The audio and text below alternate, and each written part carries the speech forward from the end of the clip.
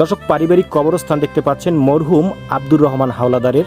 তো আসলে এই আব্দুর রহমান হাওলাদার তোফাজ্জেল হোসেন অর্থাৎ ঢাকা বিশ্ববিদ্যালয়ের যে ফজলুল হক হলে যাকে নৃশংসভাবে মারা হয়েছে পিটিয়ে, তো সেই যে তোফাজ্জেল, সেই তোফাজ্জেলের বাবার নামে কিন্তু আব্দুর রহমান। আমরা এই মুহূর্তে রয়েছি তোফাজ্জেলের একদম গ্রামের বাড়িতে।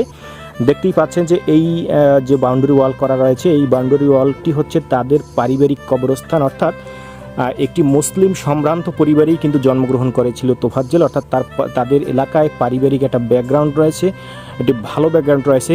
তবে একটি হৃদয় বিদারক ঘটনাটি হচ্ছে যে একটা পরিবার যে কীভাবে নিঃস্ব হয়ে গেল কেউ বলতে পারে না। এখানে প্রায় যে অনেকখানি জমি নিয়ে এই বাড়িটি, তাদের যে গ্রামের বাড়িটি এখানে অবস্থিত। তো এটা বর্তমানে একদম ছাড়া বাড়ি যেটাকে বলা হয়। তো এই যে কবরস্থান, এখানে তোফাজ্জেলের বাবা মা এবং তার বড় ভাইয়ের কবরস্থান এখানে ছিল।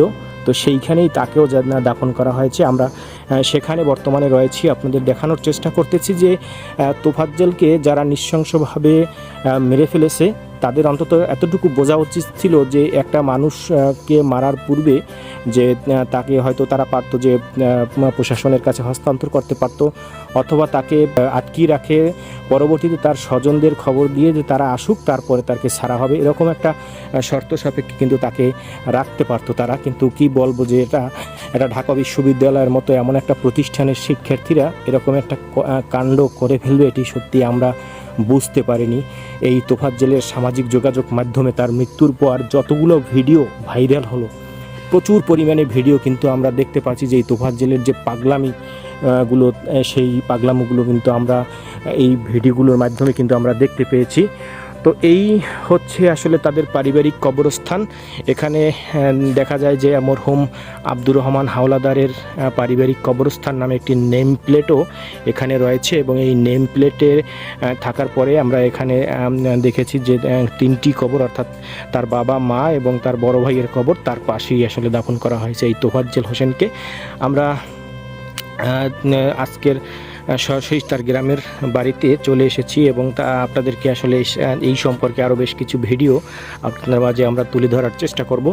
আমরা চাই যে তোফাজ্জেলকে যারা মেরেছে তাদের সর্বোচ্চ বিচার হোক, এবং সেই সাথে তাকে যারা মানসিক ভারসাম্যহীন করেছে, অর্থাৎ তার এলাকার কিছু প্রভাবশালী ব্যক্তিরা তাকে ষড়যন্ত্র করে আসলে মানসিক ভারসাম্যহীন করেছে, এমন অভিযোগ রয়েছে আমাদের কাছে। সংক্রান্ত আরও বেশ কয়েকটি ভিডিও আমরা পরবর্তীতে আপনাদের সাথে দেওয়ার চেষ্টা করব। তো মানসিক ভারসাম্যহীন যদি না হতো এই তোফাজ্জেল, তাহলে কিন্তু তাকে মৃত্যুবরণ করতে হতো না, অর্থাৎ তাকে হয়তো আরও কিছুদিন বেঁচে থাকতে পারতো যদি তার হায়াত থাকতো। কিন্তু কি বলবো যে তিনি মানসিক ভারসাম্য হারানোর পরই বাংলাদেশের বিভিন্ন জায়গায় আসলে তিনি ঘুরে ঘুরে সকালবেলা পাথরঘাটা, বিকেলে ঢাকায়, অথবা আবার পরের দিন সকালে কিনা পাথরঘাটায়, এরকমই হয়। অর্থাৎ আমরা যতটা জেনেছি তিনি যে ঢাকা বিশ্ববিদ্যালয়ের যেখানে গতরাতে 2 দিন আগে যে মৃত্যু হয়েছে, তো আসলে তার সকালবেলাও তাকে পাথরঘাটায় দেখেছে স্থানীয় লোকজন। তো হঠাৎ করে যে তোফাজ্জেলের মৃত্যুর খবরটা শুনে সবাই হতভম্ব হয়ে গেছে যে যাকে আমরা পাথরঘাটায় দেখেছি গতকাল সকালে, তিনি হঠাৎ করে তার মৃত্যু হয়েছে, এই খবরটা আসলে কোনোভাবেই স্থানীয় লোকজন মানতে চাচ্ছে না। তো যাই হোক, আমরা আসলে তার এই গ্রামের বাড়িতে এসেছি, আপনাদেরকে এ সংক্রান্ত বেশ কয়েকটা ভিডিও আপনাদের সাথে আমরা শেয়ার করব।